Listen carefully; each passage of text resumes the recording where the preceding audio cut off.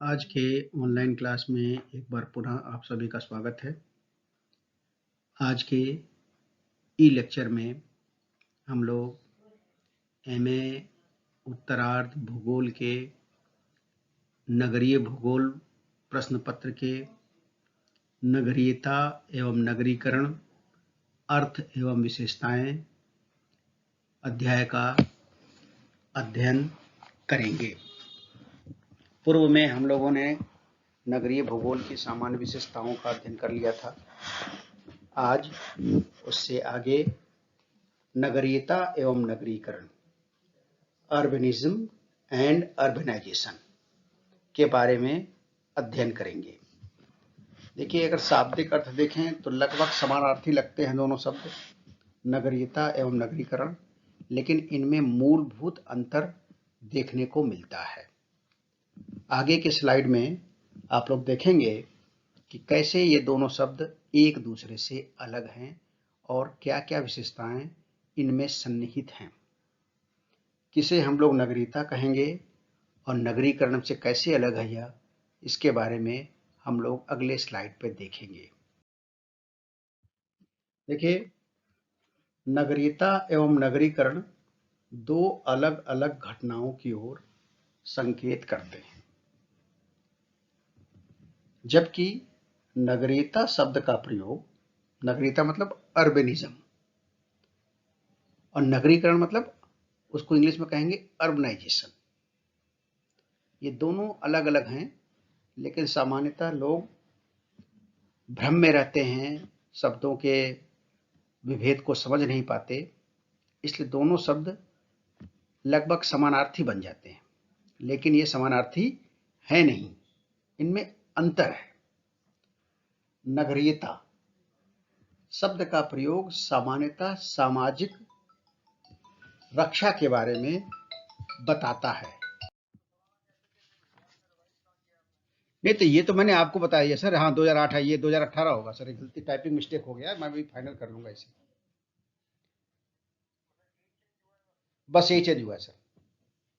ये जो promotion post है, प्रमोशन पोस्ट के नीचे तो आ जाएगा प्रोफेसर, और एलिजिबिलिटी डेट में आ जाएगा 1/4/2018। हाँ हाँ, ऐसे सही कर लेंगे सर, अभी करेक्शन करते। नगरीयता शब्द का प्रयोग सामाजिक रक्षा के बारे में किया जाता है, जबकि नगरीकरण समाज के एक वर्ग की विशेषता से अपना संबंध जोड़ता है। अब हम लोग देखेंगे यहाँ पर अर्बनिज्म या नगरीयता क्या है। नगरीयता जीवन की परिस्थितियों के स्थायी रूप को बताता है। जीवन की परिस्थितियों को स्थायी रूप को बताता है। इस विषय पर अनेक विद्वानों ने अपने अपने विचार व्यक्त किए हैं। इनमें क्वीन और कारपेंटर का कहना है कि नगरीयता का प्रयोग निवास की प्रघटना को पहचानने के लिए किया जाता है। नगरीयता शब्द का प्रयोग निवास की प्रघटना, फेनोमिना को पहचानने के लिए किया जाता है। इसी के साथ साथ विर्थ महोदय का कहना है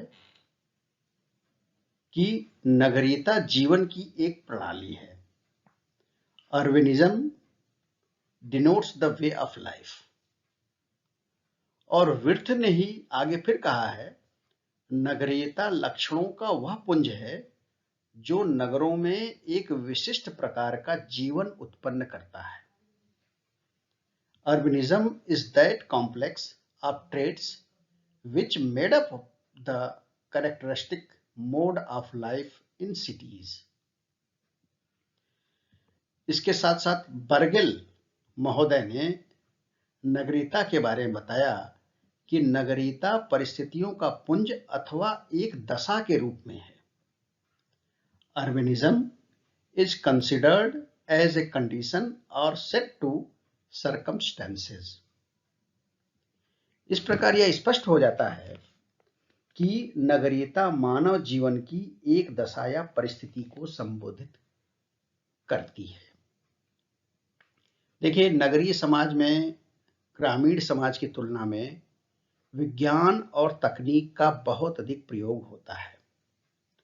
नगरीय समाज के छोटे क्षेत्र में बहुत अधिक जनसंख्या निवास करती है। जैसा हम लोग जानते हैं, जनघनत्व तो बहुत अधिक होता है नगरीय समाज में या नगरीय केंद्र में, और वहां के निवासी, ऐसी मान्यता है, लोग कहते भी हैं, हम लोग प्रयोग में भी देखते हैं कि प्रायः स्वार्थी व व्यक्तिवादी होता है। नगर के निवासी प्रायः स्वार्थी एवं व्यक्तिवादी होता है। आप इसे देख सकते हैं कि ग्रामीण अंचलों की तुलना में नगरीय अंचलों के निवासियों की तुलना करके देखिए तो ग्रामीण अंचल के निवासी इतना स्वार्थी एवं व्यक्तिवादी नहीं होता। वो पूरे समाज को, पूरे गांव को साथ लेकर चलता है। उसमें व्यक्तिवाद की बात नहीं होती, वो समाजवाद की बात करता है, पूरे समुदाय की बात करता है। इसके विपरीत नगरीय क्षेत्र के निवासी केवल व्यक्तिवाद या मैं, स्वयं, अपने परिवार, अपने लोग के बारे में ही सोचता है, और समुदाय के अस्तित्व, उनके बारे में कोई जानकारी प्राप्त करने का प्रयास भी नहीं करता। वो केवल अपने बारे में सोचता है, कैसे अच्छे जीवन यापन प्राप्त करूं, कैसे अच्छे धन अर्जन प्राप्त करूं। और समुदाय में रहने का अर्थ, जैसा हम जानते हैं, त्याग होता है, और नगरीय क्षेत्र के निवासी इस प्रकार के त्याग को उचित नहीं मानते। वह जीवन के दर्शन, सामाजिक प्रथाओं व धर्म द्वारा अधिक प्रभावित नहीं होते, और वह विशेषकर प्रोपोगंडा व जनमत द्वारा अधिक प्रभावित होता रहता है। वह हमेशा भौतिक लाभ में ही सीमित रहता है, चाहे जैसे भी उसको लाभ मिले, भौतिक लाभ मिले, मेरा जीवन, मेरा बच्चे, मेरे परिवार, मेरा घर, इसके अधिक उसके अंदर कोई भी आत्मबोध नहीं होता कि समाज, क्षेत्र, देश इत्यादि के बारे में बिल्कुल नहीं सोचता।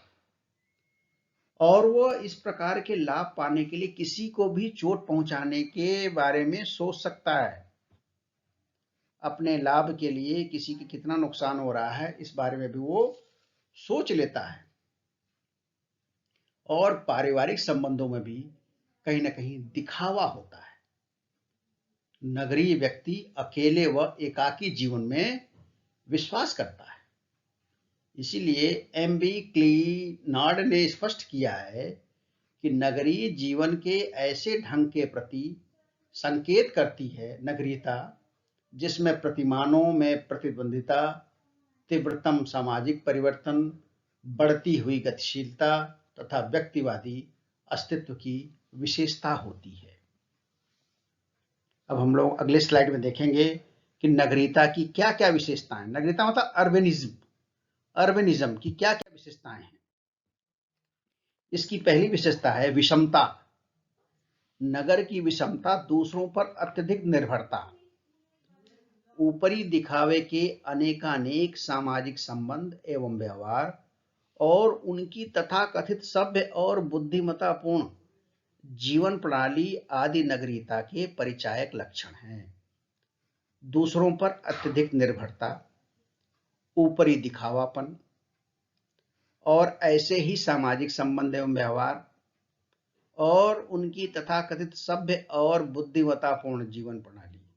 हमेशा बुद्धिमत्तापूर्ण, बुद्धिमानी से अपने आप को केंद्रित मान करके प्रत्येक कार्य करना, ये नगरीयता के लक्षण हैं।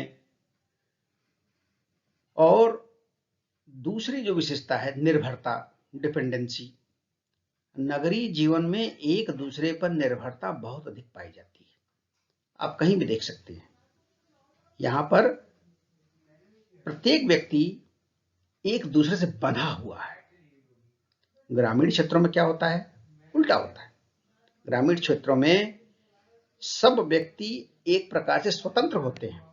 एक व्यक्ति खेती भी करेगा, खेती में सारे सामान उगाएगा, खुद ही अपने ईंधन की व्यवस्था करेगा, ऊर्जा की व्यवस्था करेगा, धन की व्यवस्था करेगा स्वयं। और यहाँ पे सब अलग अलग, दूध वाला अलग है, पेपर वाला अलग है, सब्जी वाला अलग है, सामान किराने का अलग से लाएंगे, तो सब पे निर्भरता है। कहीं भी इनमें एक सामंजस्य नहीं होता और नगरवासी मानवीय साधनों का इतना अधिक प्रयोग करता है कि उस पर ही उसका जीवन निर्भर करता है। वह प्रकाश, पीने का पानी, सीवर आदि व्यवस्थाओं तक के लिए दूसरों पर निर्भर करता है। और तीसरी विशेषता दिखावा, शो ऑफ। नगरीय जीवन में संबंध दिखावे के रूप में देखने को मिलते हैं। जैसा हम सब जानते हैं, नगर में मनुष्य को बहुत से कार्य दिखावे के लिए करने पड़ते हैं। एक प्रकार से कंपटीशन, हमारा पड़ोसी के पास, हमारे पड़ोसी के पास ये सामान है, मेरे पास उससे अच्छा सामान आना चाहिए या उस जैसा सामान आना चाहिए, उसके चीज अच्छी है, मेरी बुरी है, मेरी उससे अच्छी आनी चाहिए। इस प्रकार के संबंध यहाँ पर दिखावे की बनी रहती है और कदम कदम पर उसे सावधानी बरतनी पड़ती है। नगरवासी व्यवहार में मधुर रहते हुए भी एक दूसरे को धोखा देने में कदापि पीछे नहीं रहते। वे अनेक प्रकार की औपचारिकताएं में बंधे रहते हैं। और चौथा है मानदंडों में प्रतिद्वंद्विता। नगरीय जीवन में कभी भी कोई नियम स्थिर नहीं होता। यहाँ पर बढ़ती हुई गतिशीलता, जनसंख्या का उच्च घनत्व तथा लोगों के स्वार्थ व उनकी आवश्यकताओं में निरंतर परिवर्तन के कारण कोई भी एक नियम या मानदंड उपयुक्त नहीं रह पाता है। नगरवासियों के सामाजिक संपर्कों का दायरा काफी बड़ा होता है। उनका संपर्क संचार साधनों की सुलभता के कारण विभिन्न प्रकार के विचार रखने वाले लोगों से रहता है। इसी कारण प्रत्येक नगरवासी के विचारों का अपना अपना मानदंड होता है। इन विचारों में कभी कभी इतना विरोधाभास होता है कि नगरवासियों का एक वर्ग दूसरे वर्ग पर अपने विचारों को जबरदस्ती लादने का प्रयास करता है। हमेशा संघर्षमय स्थिति बनी रहती है। नगरीय समाज के लोगों के व्यवहार में इतना विरोधाभास पाया जाता है कि वह निश्चित तौर पर नहीं कहा जा सकता कि इन परिस्थितियों में वह सही व्यवहार करेगा या गलत। नगरीय समाज में नगरवासियों के प्राय दो वर्ग होते हैं। एक तो नियमों आदर्शों को मानने वाला, जबकि दूसरा वर्ग प्रशासन द्वारा बनाए गए नियमों कानूनों की अवहेलना व उल्लंघन करने वाला। यह विरोधाभास नगरीय समाज में संघर्ष की स्थिति उत्पन्न करता है। अभी हम लोगों ने नगरीयता की कुछ विशेषताओं को पढ़ा, समझा और निश्चित तौर पे इसे हम लोग अच्छे से खुद ही व्यवहार में देख सकते हैं कि नगरीयता की जो विशेषताएं हैं वो हम सब के चतुर्दिक फैले हुए हैं, पाए जाते हैं और नगर के वासियों में इन प्रकार की विशेषताएं पाई जाती हैं। और आगे की विशेषताएं अगले भाग में पढ़ेंगे। आप सब लोगों ने बड़े ही ध्यानपूर्वक हमारे इस लेक्चर को सुना। आप सभी का धन्यवाद।